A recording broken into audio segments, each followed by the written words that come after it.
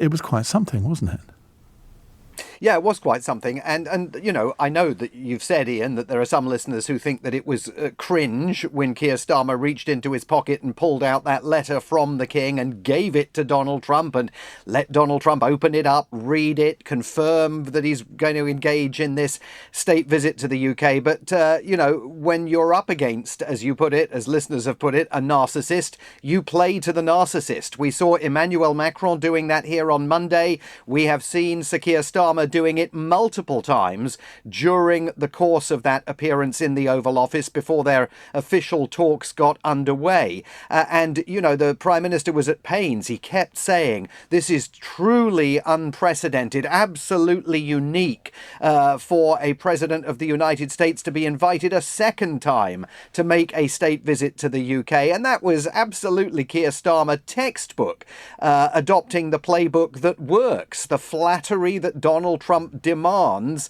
and providing that to him in order, the Prime Minister will hope, to make some headway on some of the other major issues that are out there. The one that is hanging over these talks, of course, are whether the United States is going to provide the necessary security guarantees in Ukraine to allow British troops, peacekeepers from other countries to take up positions in Ukraine and enforce any peace. And on that, President Trump in this appearance was once again very hard to pin down. He seems to believe that simply by dint of the existence of this minerals contract that he's going to force President Volodymyr Zelensky to sign at the White House tomorrow, that's going to put Americans on the ground. There certainly won't be military figures. It's going to put geologists on the ground and people operating big diggers on the ground to extract Ukraine's mineral wealth. And he says that's basically the backstop that will protect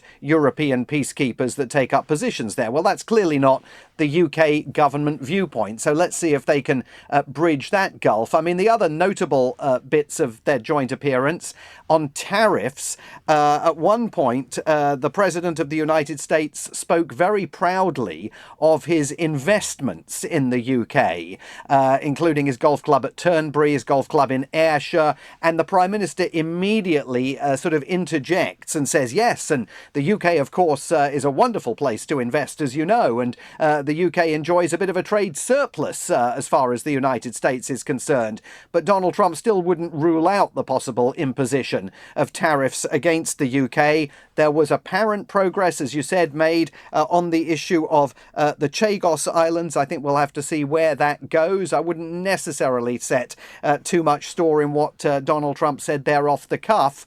And there was another very dramatic moment where the president turned to Vice President J.D. Vance and invited him to expound a little bit more on the claims that he made at the Munich Security Conference that free speech is under threat in the UK. J.D. Vance once again waxed lyrical about free speech backsliding in Europe, even at a time when the Associated Press was locked out of the White House today, out of the Oval Office today, because they refused to call the Gulf of Mexico by Donald Trump's moniker the Gulf of America.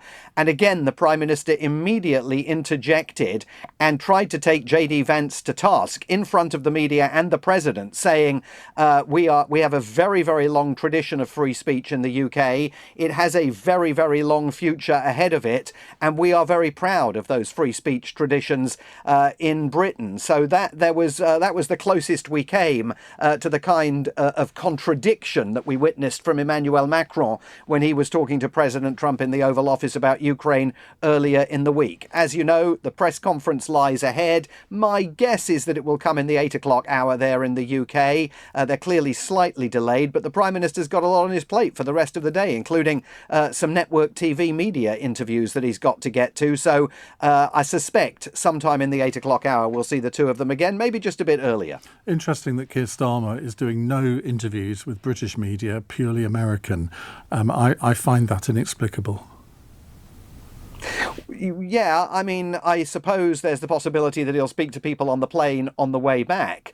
I do think that given the time that he's got available, Ian, the opportunity for a British Prime Minister right now to reach into the living rooms of Americans, especially those watching conservative media channels here, because one of the interviews he's giving will be to Fox News in the United States. The government, probably, our government, probably concludes that that is more valuable than interrupting, stopping the day, extending the day to talk to British journalists while he's here.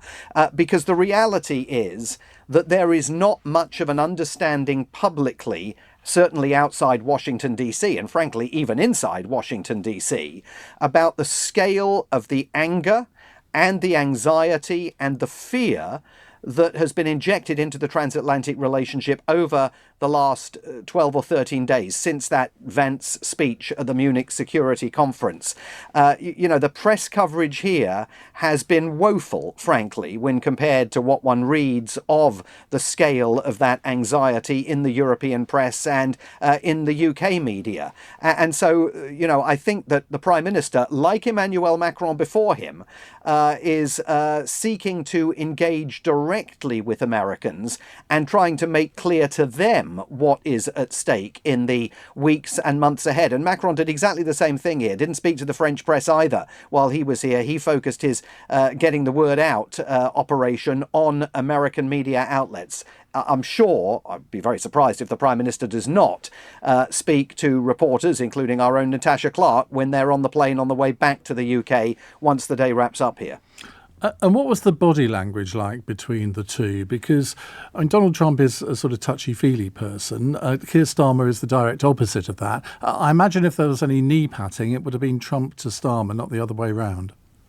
Oh, no, not knee patting. On numerous occasions, I think at least 4 times, the Prime Minister reached out and touched Donald Trump on the shoulder. I've just shuddered. The body language from The body language from the moment Keir Starmer arrived at the White House and was greeted at the front door by President Trump was friendly. There were smiles. I think there's absolutely no doubt that any ice was completely broken and thawed by the manner in which the Prime Minister brought that invitation from the King out of his pocket and handed it to the American president. An extremely choreographed gesture to play up to Donald Trump's fascination with the royal family, the fact that he's so impressed by any period of time that he gets to spend rubbing shoulders with the King, with Prince William and others.